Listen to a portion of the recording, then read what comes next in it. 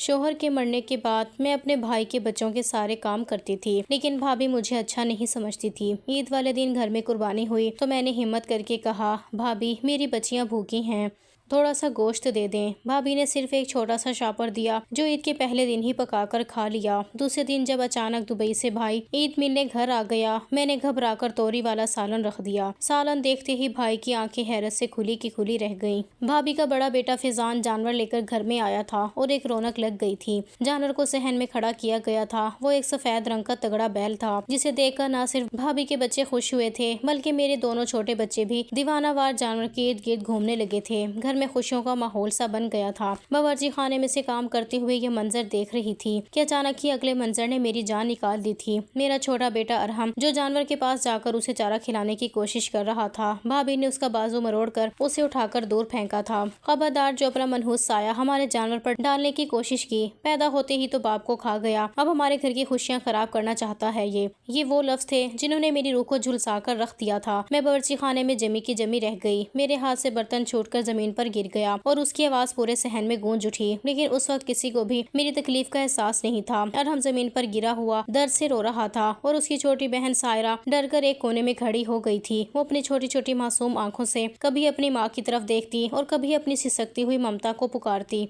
جیسے مجھ سے پوچھ رہی ہو کہ امی جان ہمارا کیا قصور ہے۔ بھابھی نے ارحم کو اتنی زور سے دھکا دیا تھا کہ اس کا معصوم سر زمین سے جا ٹکرایا تھا اور اس کے گھٹنے پر گہری چوٹ آئی تھی جہاں سے سرخ خون تیزی سے بہنے لگا تھا۔ میں بھاگتی ہوئی باورچی خانے سے باہر آئی اور اپنے تڑپتے ہوئے بچے کو سینے سے لگا لیا۔ اس وقت میرا دل خون کے آنسو رو رہا تھا۔ میں نے بھابھی کی طرف دیکھا جن کے چہرے پر رحم کا ایک قطرہ بھی نہیں تھا۔ وہ غصے سے پھنکار رہی تھی اور ان کی آنکھوں میں میرے اور میرے یتیم بچوں کے لیے صرف اور صرف نفرت اور حقارت بھری ہوئی تھی۔ وہ فیضان سے کہہ رہی تھی کہ اس بیل کو اچھے سے مضبوطی سے باندھو اور دیکھو کہ یہ دونوں منحوس بچے اس کے پاس دوبارہ نہ بھٹکیں، ورنہ ہماری اتنی مہنگی اور قیمتی قربانی خدا جانے قبول بھی ہوگی یا نہیں۔ ان کے یہ سنگ دلانہ الفاظ میرے دل میں زہریلے تیر کی طرح پیوست ہو رہے تھے۔ میں نے اپنے روتے ہوئے بچے کو گود میں اٹھایا جس کا پورا جسم خوف سے کانپ رہا تھا اور میں اپنے چھوٹے سے اندھیرے کمرے کی طرف بھاگ کھڑی ہوئی۔ سائرہ بھی میرے پیچھے پیچھے اپنی ٹوٹی ہوئی چپل سنبھالتی ہوئی روتی چلی آئی۔ میں نے کمرے کا پرانا لکڑی کا دروازہ اندر سے بند کر لیا اور اپنے دونوں بچوں کو گلے سے لگا کر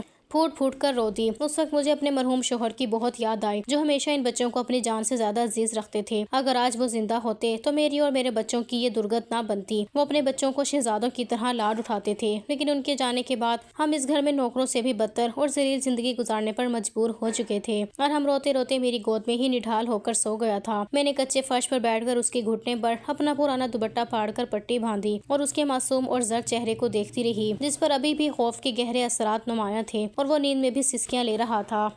باہر صحن سے بھابھی کے بچوں کے کہکہوں اور کھیلنے کی اونچی اونچی آوازیں آ رہی تھیں۔ وہ سب اس سفید تگڑے بیل کے ساتھ کھیل رہے تھے، اس کو چارہ کھلا رہے تھے اور خوشیاں منا رہے تھے، لیکن ہمارے اس چھوٹے سے تاریک کمرے میں صرف ماتم اور ببتا کا سماں تھا۔ میں کمرے کے اندر بیٹھی اپنے آنسو صاف کر رہی تھی اور باہر صحن میں بھابھی کی اونچی اونچی آوازیں گونج رہی تھیں۔ وہ محلے کی عورتوں کو بلا بلا کر اپنا مہنگا جانور دکھا رہی تھیں اور ہر ایک کے سامنے اپنی عمارت کی نمائش کر رہی تھیں۔ کوئی بھی عورت آتی تو بھابھی بڑے فخر سے کہتی کہ دیکھو میرا بیٹا فیضان کتنی دور منڈی گیا تھا اور پورے 2 لاکھ روپے نقد دے کر یہ بیل خرید کر لایا ہے۔ پورے محلے میں ایسا جانور کسی گھر میں نہیں آیا۔ محلے کی عورتیں بھابھی کی ہاں میں ہاں ملا رہی تھیں اور ان کی تعریفیں کر رہی تھیں، لیکن کسی ایک کو بھی یہ خیال نہیں آیا کہ اسی کے گھر کے پچھلے حصے میں 2 یتیم بچے بھوکے پیاسے بیٹھے رو رہے ہیں۔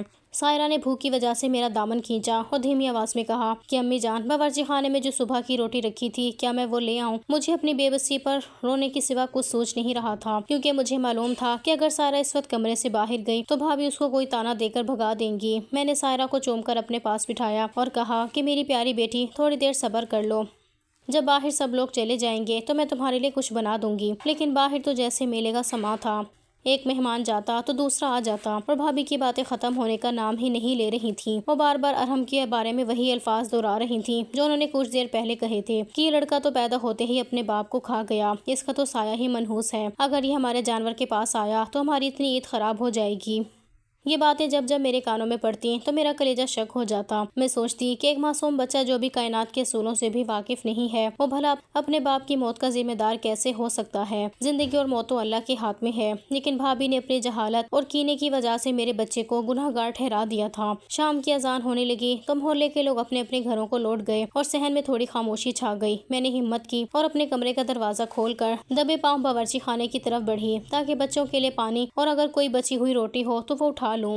جیسے ہی میں کچن میں داخل ہوئی تو سامنے ہی بھابھی کھڑی تھیں۔ انہوں نے مجھے دیکھتے ہی اپنے تیور بدل لیے اور بولی کہ یہاں کس منہ سے چلی آئی ہو؟ تمہارا بیٹا ہمارے اتنے مہنگے بیل کو چھونے کی کوشش کر رہا تھا، اگر اسے کچھ ہو جاتا تو تمہارا مرا ہوا شوہر بھی اس کا نقصان پورا نہیں کر سکتا تھا۔ اپنی اوقات میں رہا کرو اور اپنے بھوکے بچوں کو اپنے اسی کمرے میں بند رکھا کرو۔ میرے جانور کے پاس اب تمہارا کوئی بچہ نظر نہ آئے۔ میں نے سر جھکا کر کہا کہ بھابھی ارحم تو بہت چھوٹا ہے، وہ تو بس جانور کو دیکھ کر خوش ہو رہا تھا اور چارہ کھلانا چاہتا تھا، اس کا کوئی برا ارادہ نہیں تھا۔ لیکن بھابھی نے میری بات بیچ میں ہی کاٹ دی اور بولی کہ مجھے صفائیاں مت دو، تم ماں بیٹا دونوں ہی اس گھر پر بوجھ ہو۔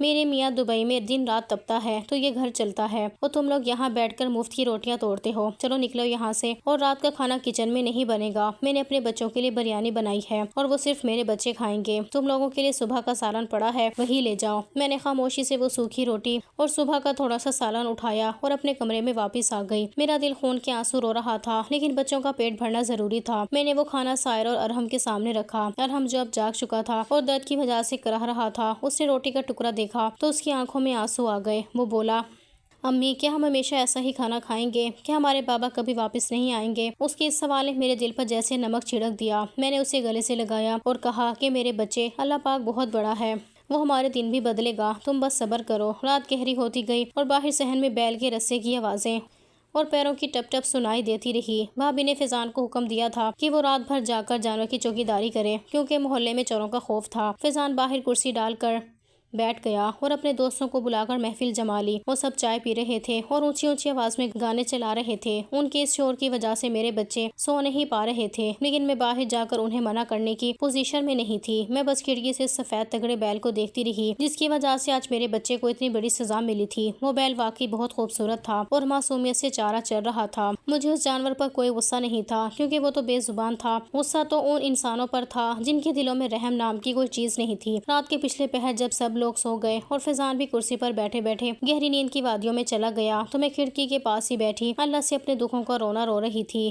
میں نے دیکھا کہ ارحم نیند میں تڑپ رہا تھا اور اس کا بخار تیز ہوتا جا رہا تھا۔ چوٹ کی وجہ سے اس کا پورا جسم تپ رہا تھا۔ میرے پاس اتنے پیسے بھی نہیں تھے کہ میں باہر جا کر اس کے لیے کوئی دوا خرید سکوں یا اسے کسی ڈاکٹر کو دکھا سکوں۔ میں نے پانی کی پٹیاں اس کے ماتھے پر رکھنا شروع کی اور رو رو کر اپنے رب سے فریاد کرنے لگی کہ یا اللہ، میں ایک بے بس بیوہ ہوں، میرا اس دنیا میں تیرے سوا کوئی نہیں ہے۔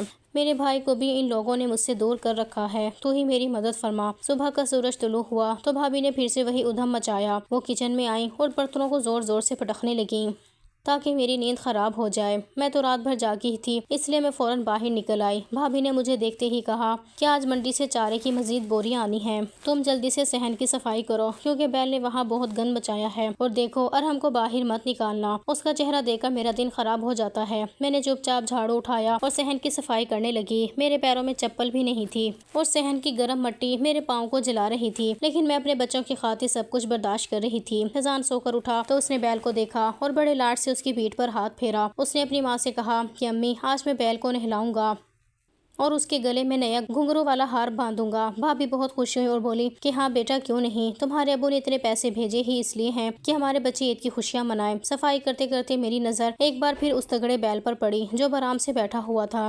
ارحم نے کمرے کی کھڑکی سے جھانک کر دیکھا تو اس کی آنکھوں میں اب بھی وہی چمک تھی۔ وہ جانوروں سے بہت پیار کرتا تھا، لیکن بھابھی کے خوف سے وہ کھڑکی سے پیچھے ہٹ گیا۔ دوپہر کے وقت بھابھی کے بھائی اور ان کی فیملی ہمارے گھر آئی۔ ان کے آتے ہی گھر میں ایک بار پھر رونق لگ گئی۔ بھابھی نے ان کا استقبال بڑے شاندار طریقے سے کیا اور انہیں ڈرائنگ روم میں بٹھایا۔ انہوں نے کچن میں جا کر میرے لیے کاموں کی ایک لمبی لسٹ تیار کر دی کہ سائمہ، مہمانوں کے لیے شربت بناؤ، پکوڑے تلو اور چائے کا انتظام کرو۔ میں نے خاموشی سے سارا کام شروع کر دیا۔ مہمانوں کے بچے بھی صحن میں آ کر بیل کے گرد جمع ہو گئے اور شور مچانے لگے۔ بھابھی ان بچوں کو دیکھ کر مسکرا رہی تھیں اور انہیں چارہ دے رہی تھیں کہ لو بچوں، اس بیل کو کھلاؤ، لیکن جب ارحم نے یہی کام کرنا چاہا تھا تو اسے منحوس کہہ کر دور پھینک دیا گیا تھا۔ رشتوں کا یہ دوہرا معیار دیکھ کر میرا دل کڑ رہا تھا۔ شام کو جب مہمان چلے گئے تو بھابھی نے کچن میں آ کر برتن دیکھے اور بولی کہ تم نے مہمانوں کے سامنے اتنے کم بسکٹ کیوں رکھے تھے؟ کیا تم ہمارے گھر کی عزت مٹی میں ملانا چاہتی ہو؟ میں نے کہا بھابھی جتنے بسکٹ ڈبے میں تھے میں نے سب رکھ دیے تھے، لیکن وہ میری کسی بات کو ماننے کے لیے تیار نہیں تھی اور انہوں نے مجھے جھڑک کر وہاں سے بھگا دیا۔ رات کو جب میں اپنے کمرے میں آئی تو ارحم کا بخار کچھ کم تھا، لیکن اس کے چہرے کی اداسی ختم نہیں ہو رہی تھی۔ اس نے مجھ سے پوچھا کہ امی کیا عید کے دن بھی ہمیں اسی کمرے میں رہنا ہوگا؟ کیا ہم باہر جا کر اس بیل کو نہیں دیکھ سکتے؟ میں نے اس کے بال سنوارے اور کہا کہ میرے بچے ہم اندر ہی بیٹھیں گے اور اللہ سے دعا کریں گے، اللہ ہماری دعا ضرور سنے گا۔ ابھی عید کے دن میں کچھ وقت باقی تھا اور ہر گزرتا دن میرے لیے ایک نئی آزمائش بن کر آ رہا تھا، کیونکہ بھابھی کا رویہ دن بدن سخت ہوتا جا رہا تھا اور ان کا غرور اس بیل کے آنے کے بعد 7ویں آسمان پر پہنچ چکا تھا۔ وہ ہر وقت اپنی عمارت کا رعب مجھ پر جھاڑتی، لیکن میں نے سب کچھ اللہ پر چھوڑ دیا تھا، کیونکہ مجھے معلوم تھا کہ وقت ایک جیسا نہیں رہتا اور مظلوم کی آہ کبھی خالی نہیں جاتی۔ دوپہر کے وقت بھابھی نے مجھے کپڑے دھونے کے لیے پکڑائے اور سختی سے ہدایت کی کہ وہ بازار جا رہی ہیں، ان کے آنے تک میں سارے کپڑے دھو کر چھت پر ڈال دوں۔ وہ بچوں کو لے کر عید کی خریداری کے لیے بازار نکل گئی تھیں۔ فیضان گائے کی دیکھ بھال کر رہا تھا۔ میں کپڑوں کی ٹوکری لے کر چھت پر چلی گئی اور کپڑے دھونے لگی۔ 2 گھنٹے بعد جب میں نیچے اتری تو یہ دیکھ کر میرے ہوش اڑ گئے کہ فیضان گھر میں نہیں تھا اور میرا بیٹا گائے کی گردن کے ساتھ لگ کر بیٹھا تھا اور ہاتھ پھیرتے ہوئے اسے پیار کر رہا تھا۔ میرے ہاتھوں سے کپڑوں کی خالی ٹوکری چھوٹ گئی۔ یہ سوچ کر ہی میری جان نکلنے لگی کہ اگر بھابھی نے یہ منظر دیکھ لیا تو کیا ہوگا۔ میں دوڑ کر نیچے آئی اور اسے کھینچ کر پیچھے ہٹایا، روتے ہوئے کہنے لگا امی مجھے کچھ دیر بیٹھنے دینا، ابھی تو مومانی جان بھی نہیں ہے۔ ارحم کے ان معصوم الفاظ نے میرے دل پر گہرا اثر کیا، لیکن میرا پورا جسم خوف سے کانپ رہا تھا۔ میں نے اس کا بازو پکڑا اور اسے گھسیٹتے ہوئے اپنے کمرے کی طرف لے جانے لگی۔ ارحم بار بار پیچھے مڑ کر اس سفید بیل کی طرف دیکھ رہا تھا اور اس کی چھوٹی چھوٹی آنکھوں میں آنسو تھے۔ وہ روتے ہوئے بولا کہ امی جان یہ بیل بہت اچھا ہے، یہ مجھے کچھ نہیں کہتا، میں تو بس اس کے پاس بیٹھا تھا اور یہ پیار سے اپنی گردن میری گود میں رکھ رہا تھا، اس نے مجھے مارا بھی نہیں۔ پھر مومانی جان مجھے اس کے پاس کیوں جانے نہیں دیتی؟ میں نے اس کے آنسو پوچھے اور اسے زبردستی کمرے کے اندر کر کے دروازہ بند کر دیا اور کہا کہ میرے بچے تم نہیں جانتے کہ مومانی جان کے دل میں ہمارے لیے کتنی نفرت ہے۔ اگر وہ آ گئیں اور انہوں نے تمہیں اس جانور کے پاس دیکھ لیا تو وہ ایک بار پھر تمہیں وہی تانا دیں گی جو میری روح کو زخمی کر دیتا ہے۔ میں نے ارحم کو سمجھایا کہ تمہارے بابا اس دنیا میں نہیں ہیں، اس لیے ہمیں اس گھر میں ہر بات برداشت کرنی ہوگی۔ ارحم نے اپنا سر میری گود میں رکھ دیا اور سسکیاں لینے لگا۔ میں کھڑکی سے باہر جھانک کر دیکھنے لگی کہ کہیں بھابھی واپس تو نہیں آ گئی۔ صحن بالکل خالی تھا اور فیضان کا دور دور تک پتہ نہیں تھا۔ وہ یقیناً جانور کو اکیلا چھوڑ کر اپنے دوستوں کے ساتھ باہر گھومنے نکل گیا تھا۔ میں نے سوچا کہ اگر بھابھی بازار سے واپس آ گئی اور انہوں نے دیکھا کہ فیضان گھر پر نہیں ہے تو وہ اس کا غصہ بھی مجھ پر ہی نکالیں گی۔ میں جلدی سے باہر آئی اور گرے ہوئے کپڑوں کی ٹوکری اٹھائی اور صحن میں بکھرا ہوا چارہ سمیٹنے لگی تاکہ بھابھی کو شکایت کا کوئی موقع نہ ملے۔ 15-20 منٹ گزرے تھے کہ اچانک باہر گلے میں رکشہ کے رکنے کی آواز آئی اور میرے دل کی دھڑکن تیز ہو گئی۔ میں سمجھ گئی کہ بھابھی بازار سے خریداری کر کے واپس آ چکی ہیں۔ دروازہ کھلا اور بھابھی اپنے بچوں کے ساتھ ڈھیروں شاپنگ بیگز اٹھائے اندر داخل ہوئیں۔ ان کے چہرے پر تھکن کے باوجود ایک مغرورانہ مسکراہٹ تھی۔ انہوں نے صحن میں قدم رکھتے ہی سب سے پہلے بیل کی طرف دیکھا اور پھر کچن کی طرف نظر دوڑائی اور سختی سے پوچھنے لگی تم نے کپڑے دھو لیے جو میں دے کر گئی تھی؟ میں نے سر جھکا کر جواب دیا کہ جی بھابھی، میں نے سارے کپڑے دھو کر چھت پر تار پر پھیلا دیے ہیں۔ بھابھی نے گہرا سانس لیا اور صوفے پر بیٹھتے ہوئے بولی کہ چلو اچھا ہے، اب جلدی سے کچن میں جاؤ اور ہمارے لیے ٹھنڈا شربت بنا کر لاؤ، بازار میں اتنی گرمی تھی کہ دم نکلنے لگا تھا۔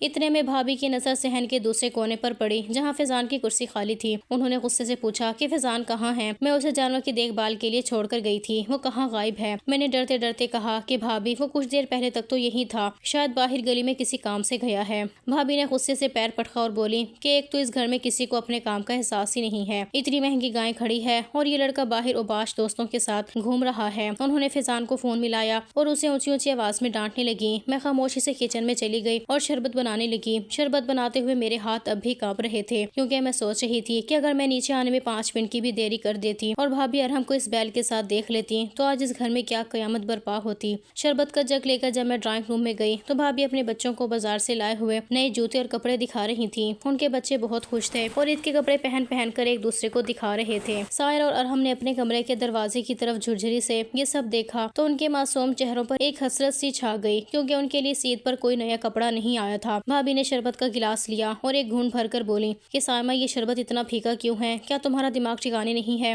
میں نے کہا بھابی میں نے چینی پوری ڈالی تھی، لیکن وہ غصے سے بولی کہ تم ہمیشہ میرے کاموں کو جان بوجھ کر خراب کرتی ہو، چلو جاؤ یہاں سے اور رات کے کھانے کی تیاری کرو۔ آج رات میرے چھوٹے بھائی اور بھابی نے بھی آنا ہے، اس لیے کھانا اچھا بننا چاہیے۔ میں کچن میں واپس آ گئی اور رات کے کھانے کی تیاری میں مصروف ہو گئی۔ دل ڈھلنے لگا اور شام کے سائے گہرے ہونے لگے۔ فیضان بھی باہر سے واپس آ چکا تھا اور بھابی اسے ڈانٹ رہی تھی کہ تم جانور کو اکیلا چھوڑ کر کہاں چلے گئے تھے؟ اگر اسے کچھ ہو جاتا تو کیا ہوتا؟ فیضان نے لاپرواہی سے جواب دیا کہ امی کچھ نہیں ہوتا، محلے میں ہی تو تھا اور ویسے بھی گھر میں پھپھو اور ان کے بچے تو تھے ہی نا۔ بھابی نے فوراً تیکھے لہجے میں کہا کہ ان کا کیا بھروسہ، یہ تو خود ہمارے گھر پر بوجھ ہیں، یہ کیا ہمارے جانور کی حفاظت کریں گے؟ یہ باتیں میرے کانوں میں پڑی تو میرا دل ایک بار پھر بھر آیا، لیکن میں نے اپنے آنسو پی لیے اور خاموشی سے سالن میں چمچ چلاتی رہی۔ رات کو جب مہمان آئے تو بھابی نے ان کا بہت شاندار استقبال کیا اور دسترخوان پر طرح طرح کے کھانے چن دیے۔ میں کچن میں کھڑی برتن دھوتی رہی اور مہمانوں کے بچے صحن میں بیل کے پاس جا کر شور مچاتے رہے۔ مجھے بار بار ارحم کا وہ معصوم چہرہ یاد آ رہا تھا جو بیل کے پاس بیٹھنے کے لیے تڑپ رہا تھا، لیکن اسے صرف اس لیے دور رکھا گیا کیونکہ وہ ایک یتیم بچہ تھا۔ رات کو جب مہمان چلے گئے اور گھر میں خاموشی چھا گئی تو میں اپنے کمرے میں واپس آئی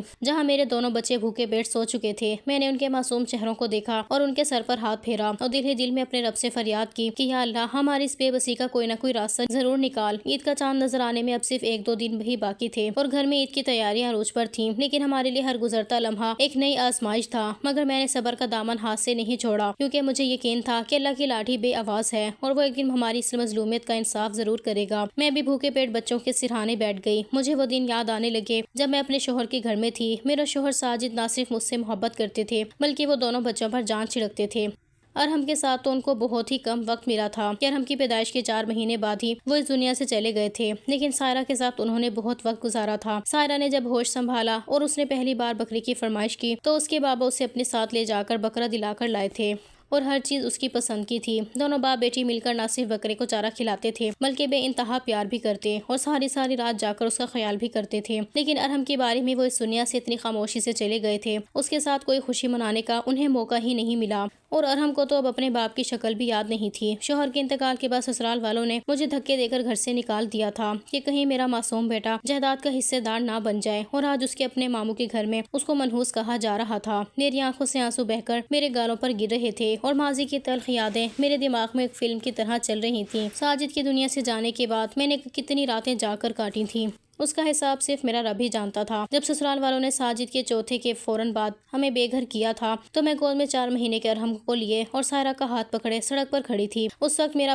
بھائی عادل نے ہمدردی دکھائی تھی اور مجھے اپنے پاس بلا لیا تھا، لیکن وہ خود بھی مجبور تھا کیونکہ اسے کمائی کے لیے دبئی جانا پڑا تھا اور اس کے پیچھے اس کی بیوی نازیہ نے اس گھر کو میرے لیے جہنم بنا دیا تھا۔ میں نے ارحم کے معصوم چہرے کو دیکھا جو نیند میں بھی سسکیاں لے رہا تھا اور اس کے گھٹنے پر بندھی پٹی پر خون کا ہلکا سا دھبا بھی نظر آ رہا تھا۔ میرا دل ساجد کو پکار رہا تھا کہ ساجد دیکھو آج تمہارے لختے جگر کا کیا حال ہو گیا ہے۔ جس بچے کو تم نے اپنی گود میں صرف 4 مہینے کھلایا تھا آج اسے اپنے ہی ماموں کے صحن میں کھڑے جانوروں کو چھونے پر بھی مار پڑ رہی ہے۔ سائرہ نے نیند میں کروٹ لی تو اس کا ہاتھ ارحم کے اوپر چلا گیا۔ دونوں یتیم بچے ایک دوسرے کا سہارا بنے لیٹے تھے۔ چاند رات میں اب بہت کم وقت رہ گیا تھا اور پورے محلے میں عید کی رونقیں بڑھتی جا رہی تھیں۔ ہر طرف سے بچوں کے ہنسنے اور پٹاخوں کی آوازیں آ رہی تھیں، لیکن ہمارے اس چھوٹے سے اندھیرے کمرے میں صرف مایوسی کی چادر تنی ہوئی تھی۔ میں نے سوچا کہ اگر ساجد آج زندہ ہوتے تو وہ ارحم کو اپنے کندھوں پر بٹھا کر منڈی لے جاتے اور اس کی پسند کا جانور خرید کر دیتے۔ وہ کبھی میرے بچوں کو کسی کے سامنے شرمندہ نہ ہونے دیتے، مگر تقدیر کے فیصلے کو کون بدل سکتا ہے۔ سسرال والوں کی بے رخی اور سنگ دلی نے ہمیں دربدر کر دیا تھا۔ انہوں نے ساجد کی موت کا سارا ملبہ بھی مجھ پر ڈالنے کی کوشش کی تھی اور جائیداد پر قبضہ کرنے کے لیے ہمیں اس طرح نکالا جیسے کوئی دودھ سے مکھی نکالتا ہے۔ میں نے اس وقت بھی صبر کیا تھا اور سوچا تھا کہ بھائی کے گھر میں میری بیٹی محفوظ رہے گی، لیکن یہاں تو قدم قدم پر ہماری غریبی اور یتیمی کا مذاق اڑایا جا رہا تھا۔ بھابی نازیہ نے اپنے بچوں کے لیے تو بازار سے قیمتی جوتے اور ریشمی کپڑے خریدے تھے، لیکن میرے بچوں کے پرانے کپڑے دیکھ کر بھی ان کا دل نہیں پگھلا تھا۔ الٹا انہوں نے ارحم کو چارہ کھلانے پر وہ تانا دیا جس نے میری ممتا کو چھلنی کر دیا تھا۔ پیدا ہوتے ہی باپ کو کھا گیا، یہ الفاظ میرے کانوں میں کسی زہریلے ناک کی طرح رینگ رہے تھے۔ میں نے اپنے رب سے فریاد کی کہ یا اللہ میں اس تانے کا جواب کیسے دوں؟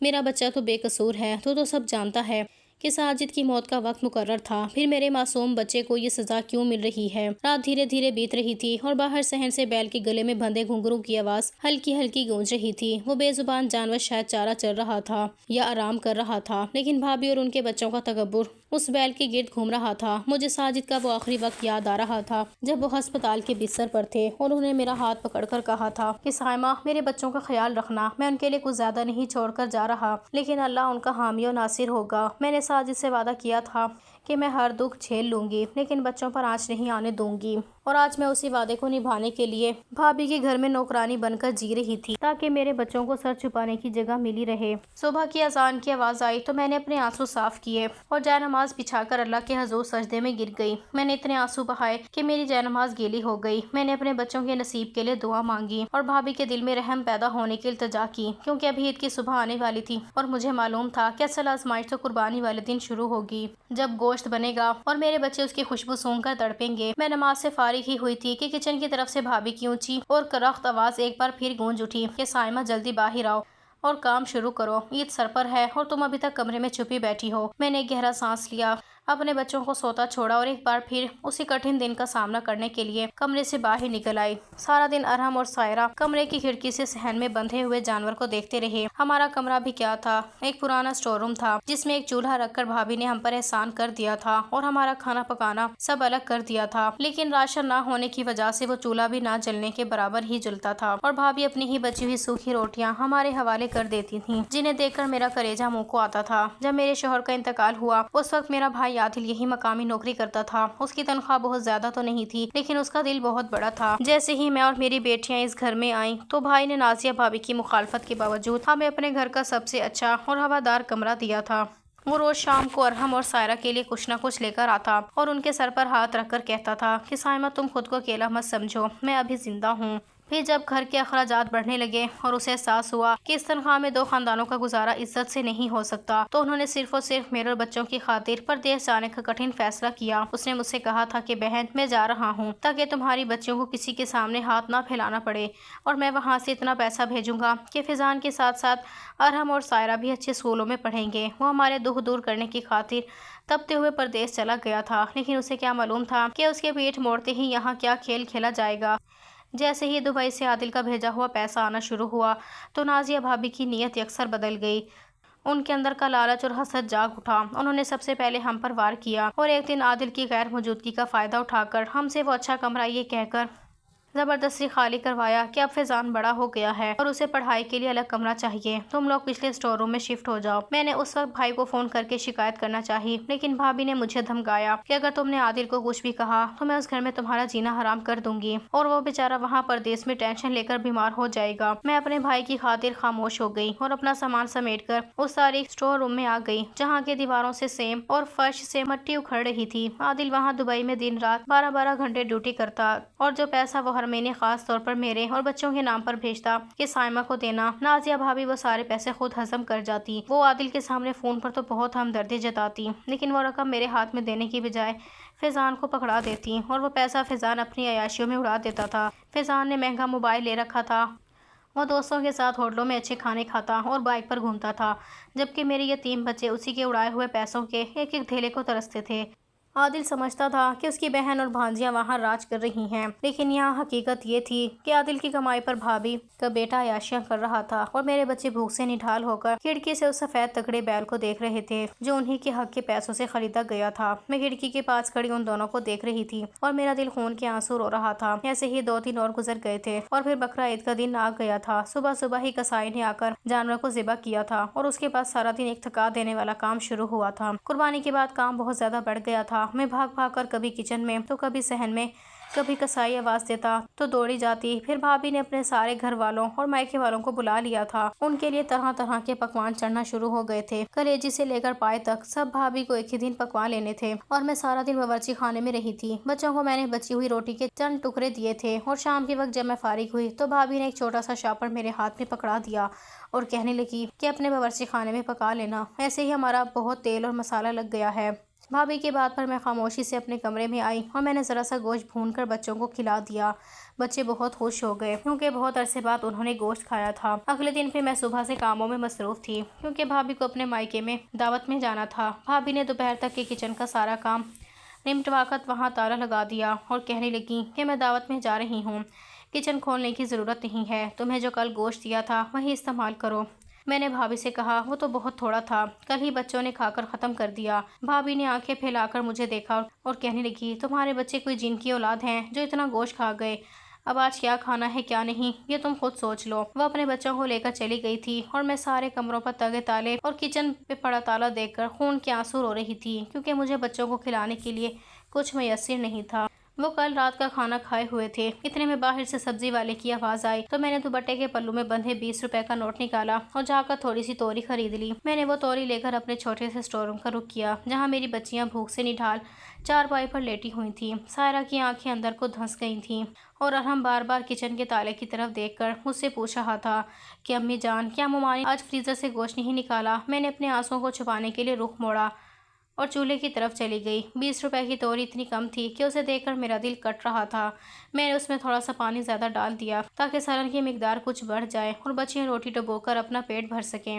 ابھی سالن چولہے پر ابل ہی رہا تھا کہ اس کی ہلکی سی بھاپ پورے اسٹور روم میں پھیل رہی تھی کہ اچانک باہر کے بڑے لوہے کے دروازے پر ایک زوردار دستک ہوئی۔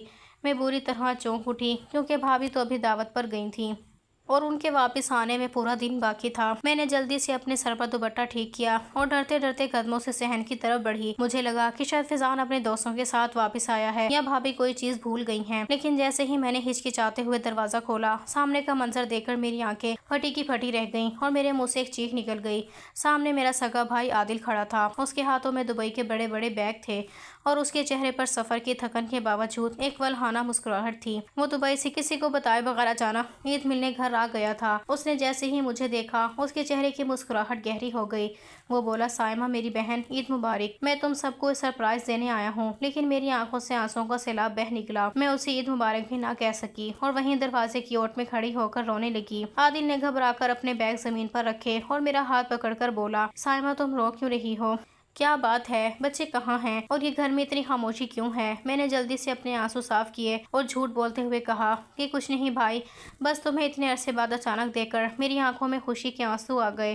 تم اندر آؤ۔ عادل صحن میں داخل ہوا تو اس کی نظر سب سے پہلے بڑے کچن کے دروازے پر پڑی جہاں بڑا سا تالا لٹک رہا تھا، اور پھر اس نے پورے گھر کا جائزہ لیا جہاں ہر کمرے پر تالے بند تھے۔ وہ حیران ہوا اور بولا سائمہ یہ عید کے دوسرے دن پورے گھر کو تالے کیوں لگے ہوئے ہیں اور نازیہ اور بچے کہاں ہیں؟ میں نے گھبرا کر کہا کہ وہ سب لوگ بھابھی کے مائکے دعوت پر گئے ہیں۔ عادل نے ایک ٹھنڈا سانس لیا اور بولا چلو اچھا ہے، میں پہلے اپنی بہن اور اپنے بھانجوں سے مل لیتا ہوں۔ وہ میرے پیچھے پیچھے اس چھوٹے سے اندھیرے اسٹور روم کی طرف آیا جہاں میں رہتی تھی۔ جیسے ہی عادل نے اسٹور روم کے اندر قدم رکھا اس کا چہرہ فک ہو گیا۔ وہاں کی ٹوٹی ہوئی دیواریں، کچا فرش اور ایک کونے میں پڑا ہوا میرا چھوٹا سا چولہا دیکھ کر وہ ہکا بکا رہ گیا۔ چارپائی پر بیٹھے ارحم اور سائرہ نے جیسے ہی اپنے ماموں کو دیکھا وہ دوڑ کر ان سے لپٹ گئے۔ عادل نے ان کو گلے سے لگایا لیکن اس کی نظریں مسلسل اس چولہے پر جمی ہوئی تھیں جہاں توری کا سالن پک رہا تھا۔ عادل نے بچوں کو الگ کیا اور دسترخوان کی طرف بڑھا جہاں میں نے توری کا سالن اور ایک خشک روٹی لا کر رکھی تھی۔ سالن دیکھتے ہی بھائی کی آنکھیں حیرت سے کھلی کی کھلی رہ گئیں۔ اس کے چہرے کا رنگ غصے اور صدمے سے لال ہو گیا۔ وہ توری کی پلیٹ کو دیکھتا رہا اور پھر اس نے چلا کر کہا سائمہ یہ کیا مذاق ہے؟ عید کے دوسرے دن توری کا سالن،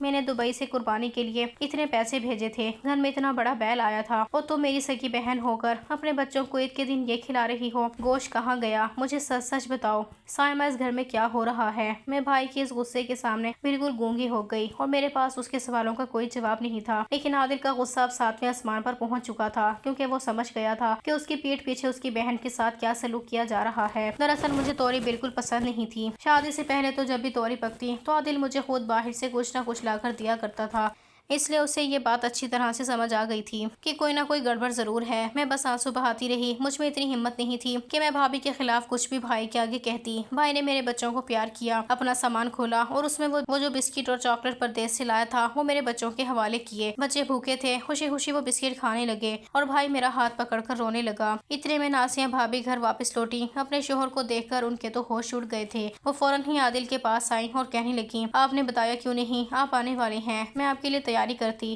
اپنے مائکے نہ جاتی۔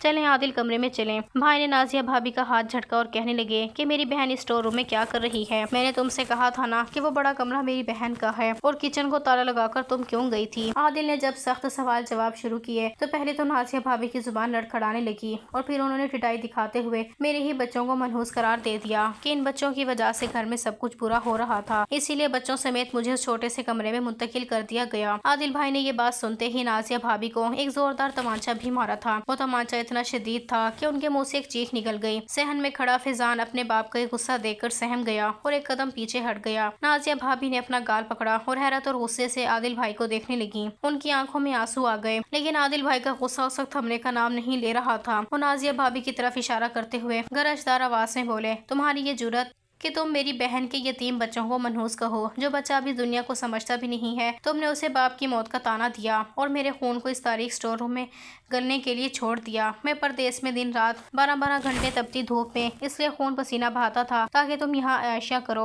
और मेरी बेवा बहन के बच्चों को ईद के दिन तोरी का सालन खाना पड़े। नाजिया भाभी ने रोते हुए बात संभालने की कोशिश की और बोली, आदिल मेरी बात तो सुने। ये साइमा आपको भड़का रही है, ये झूठ बोल रही है। लेकिन आदिल भाई ने फौरन किचन की तरफ कदम बढ़ाए और फैजान से चाबियों का गुच्छा मंगवाकर किचन का ताला खोल डाला। आदिल भाई ने जैसे ही फ्रीजर का दरवाजा खोला, वो अंदर तक गोश्त के बड़े बड़े थैलों से भरा हुआ था। उन्होंने गुस्से से एक थैला बाहर निकाला और उसे नाजिया के पैरों में पटकते हुए बोले, ये देखो तुम्हारा झूठ। किचन को ताला इसलिए लगाया गया था ताकि मेरी बहन इस गोश्त को हाथ न लगा सके और तुम मायके में जाकर दावतें उड़ाओ। आदिल भाई का गुस्सा यहीं ख़त्म नहीं हुआ। उन्होंने फैजान को अपने पास बुलाया और बोले, फैजान ये जो तुम महंगे मोबाइल लेकर घूम रहे हो और दोस्तों में उड़ाने के लिए तुम्हारे पास पैसे कहाँ से आते हैं? ये वो रकम है जो मैं हर महीने साइम और उसके बच्चों के खर्चे के लिए भेजता था, लेकिन तुम्हारी माँ ने यतीमों का हक मारकर तुम्हें अयाशियों पर लगा दिया। नाजिया भाभी आदिल भाई के पैरों में गिर गई और माफिया मांगने लगी कि आदिल मुझे माफ़ कर दे, मुझसे बहुत बड़ी गलती हो गई, आइंदा मैं साइम और उसके बच्चों का बहुत ख्याल रखूंगी। लेकिन आदिल भाई ने नफरत से अपना पैर पीछे खींच लिया और बोले, जो औरत ईद के दिन मासूम बच्चों को भूखा रख सकती है और उन्हें मनहूस कहकर धक्के दे सकती है, वो मेरी बीवी कहलाने के लायक नहीं है। तुम्हारी कुर्बानी और तुम्हारी ये नमाजें सब ढोंग हैं, क्योंकि तुमने एक बेवा का दिल दुखाया है। आदिल भाई ने उसी वक्त नाजिया भाभी का हाथ पकड़ा और कहा कि अभी के अभी अपने मायके वापस चली जाओ और जब तक तुम्हें रिश्तों की कदर और यतीमों का एहतराम ना आ जाए, इस घर का रुख मत करना। फैजान भी अपनी माँ के पीछे रोता हुआ बाहर निकल गया। आदिल भाई ने फौरन मुझे और मेरे बच्चों को उस अंधेरे स्टोर रूम से निकाला और हमें उसी बड़े और हवादार कमरे में वापस मुंतकिल किया जिसका वादा उन्होंने मुझसे किया था। उन्होंने अरहम और सारा को गले से लगाया और रोते हुए बोले, मेरे बच्चों मुझे माफ़ कर देना, मैं बहुत देर से आया, लेकिन अब तुम्हारा ये मामू तुम्हारे साथ है और कोई तुम्हें इस घर से नहीं निकाल सकता। आदिल भाई ने फ्रीजर से सारा गोश्त निकाला और मोहल्ले के गरीब और मस्किनों में बांट दिया और अगले ही दिन अब्बा के घर के कागजात निकलवा कर इस घर का आधा हिस्सा मेरे नाम कर दिया, क्योंकि यही अब्बा की वसीयत थी। इस तरह अल्लाह पाक ने हम यतीम और साबरीन की लाज रख ली और मेरी जालिम भाभी का सारा गुरूर और तकब्बुर ईद के दूसरे दिन खाक में मिल गया और हमें हमेशा के लिए अपना हक और इज्जत वापस मिल गई। चंद दिन अपने मायके में गुजारने के बाद उन्हें अपनी गलती का एहसास हो गया था, क्योंकि उनके वही भाई जो उन्हें सर आंखों पर बिठाते थे अब उन्हें बोझ समझ रहे थे। खुद ही वापस चली आई थी और आते ही उन्होंने मुझसे माफ़ी मांग ली थी, क्योंकि उन्हें अंदाज़ा हो गया था कि जब शोहर का साया सर पर नहीं होता, दुनिया कैसे अपने रंग दिखाती है। मैंने भाभी को माफ़ कर दिया था। भाई ने मेरा हिस्सा बनवाकर मेरा आना जाना और रात से सब अलग कर दिया था। अब मेरा अपना घर था जिसकी मालकिन मैं खुद थी। मेरे बच्चों को भाई ने अपने बच्चों के स्कूल में दाखिल भी करवा दिया था और साथ ही मैंने भी सिलाई का काम शुरू कर दिया था ताकि मजीद भाई के आगे हाथ न फैलाने पड़े।